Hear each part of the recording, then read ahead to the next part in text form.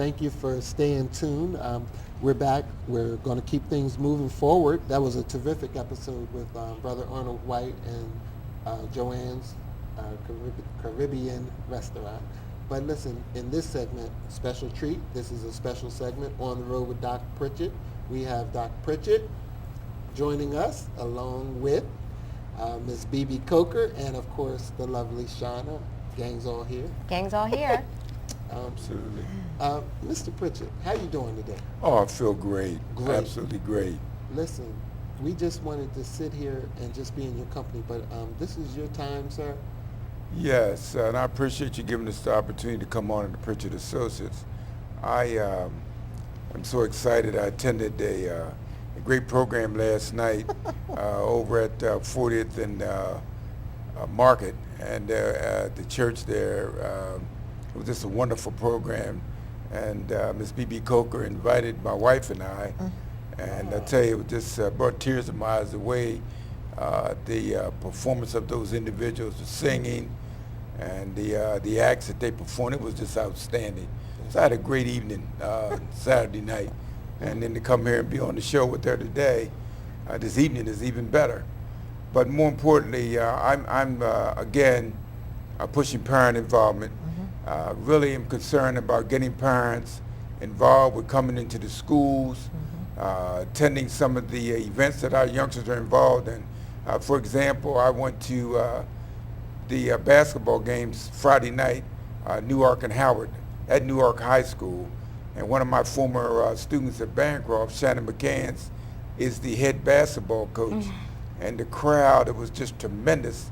The number of people who came from Wilmington to see that show, his basketball program, and they won, of course. And one of the things that came to mind was that I want to start being able to give some of these parents, be the grandparents, grandfathers, whatever, to get a bus where we can take them down to see those youngsters play.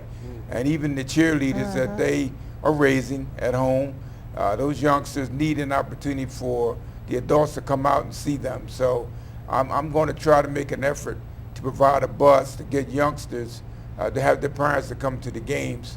And so that's one of the things I thought about sitting there Friday night. Mr. Pritchett, can I interrupt you? Because I also think that's so important. As you were saying that, I can remember when I was in high school, and we were at the University of Delaware Stadium. Yes. And I remember, out of all those people, I saw my parents, my mother and father sitting there. I will never forget that. And then when I first started going to William Penn, I only went there 1 year, so I didn't know a lot of people. Yes. And I remember my uncle Carlton came to one of the games, having no idea I was there. It didn't matter to me. I was like, thank you. You can't. I'm like, you came to see me in the band, but it's a great feeling when you have someone from your family there to support you. Absolutely. So that's. And of course, I'm working on a lot of things with Bebe Coker, really dealing with community issues. And so I'm just excited to continue to have this opportunity to come on here. Doc Speaks, and this is just a wonderful opportunity for me to share it with the parents. Please get involved. We have so many particular policies and procedures that are about to take place to help get this $75 million. So we need that parent input. So. Dr. Lowry did a great presentation at the Christina Cultural Arts Center explaining everything. Now we need to follow up and support her by getting involved and joining the various committees in the different schools that are going to have to come up with this educational plan, which is also sponsored by the governor, Jack Markell. So again, with that in mind, I'm just want to keep the parents informed, and I'm going to continue to do that on a daily basis. So thank you so much for having me. Yes. And the one thing that when he was talking about the parent involvement, Michael, the one thing that I don't know why, but I guess I have this kind of weird mind anyway. There was an article recently in the News Journal, and it was talking about the auditor, with all due respect to Mr. Wagner, who was talking about that our school districts, the 19 school districts statewide, that Delaware is a very small state, and that we have too many school districts, et cetera, et cetera. Well, you know, it doesn't take a rocket scientist to figure that out, and there are those of us who have been saying this over and over and over again. However, nobody's listening.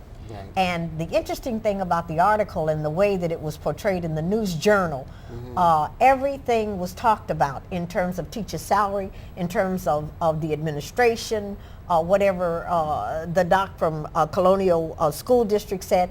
Everybody was talking about everything except the one thing that is very important, and that was school and learning and children. Nothing about that. No reason to talk about that we need to reduce the systems so that it might be better for the children, or we could add aides in classrooms to be able to help more children, or to better educate our teachers so that they would be better prepared to teach. Nothing about anything. Right. It was all about logistics and Right. the finances for whose salary will match whose and all that kind of stuff. Yeah. And I'm thinking, you know what? We have been saying over and over again that children are first. I don't know whether children are first or not in this state, and we need to really come to grips with that. Yeah. We really need to recognize that we are not a child-centered state, and that is one of our biggest problems. You know, Bebe, that is so much the truth, what you're saying, and it's almost to the point for me personally where it's offensive. It is. It's like an end game that people are playing, but they're playing these end games, it appears to me, with children's futures. Oh, yeah. Yes. Yeah. You know? Yeah. And like you said, Mr. Pritchett, and you as well, Bebe, this is no game. Our children need us. Yes. And yes. they need advocacy from a humanistic standpoint. Yeah. Yeah. Yes. Don't dehumanize our children. These are our people, our blood, our relatives. Maybe that's the point. You know, we need to take a look at what do people have invested in our youth. You know, I know what your investment is. I know what your investment is. I know what your investment is. You know, it's from the heart. And I think that also, being on this program, we have the opportunity to speak with a lot of educators. Yes. We've had the Harvest Christian Academy. Sure. We've had the Christ Academy, and you see the impact that it has on an individual person when they do have that involvement, when there is that connection with the child. With the child. Exactly. That's right. And it's not like you can't say, No. well, we're not sure if it's going to work or if it's really necessary. That's Because right. you know Yeah. it works, and you Yeah. see the difference Yeah. in those. Even when my nephew was here, and he had just started school. He had just started school. The difference between his first year where he went and his second year where he went was night and day. Yeah. Yes. Yeah. And it was yeah. just the involvement of the staff, the administrators, and it was just different. Let me just say this, the irony of it all to me is that we will invest all this money in incarceration and institutions and fair school and all this kind of stuff.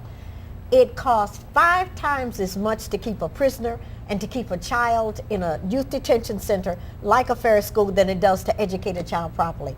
For the life of me, I cannot figure out why the powers that be and people that are supposed to be educated and smart and running our government can't see that. It's amazing to me. Yeah. Well, I tell you what, this is a very, very sensitive topic for me personally. We're going to do more and talk about this issue. Yeah. Yes. And many more to come Yeah. as well, because that's why In the Upper Room recruited you, Doc Pritchett, Yeah. exactly. Yeah. because So- we know that we need to talk about prison prevention rather than simply reentry.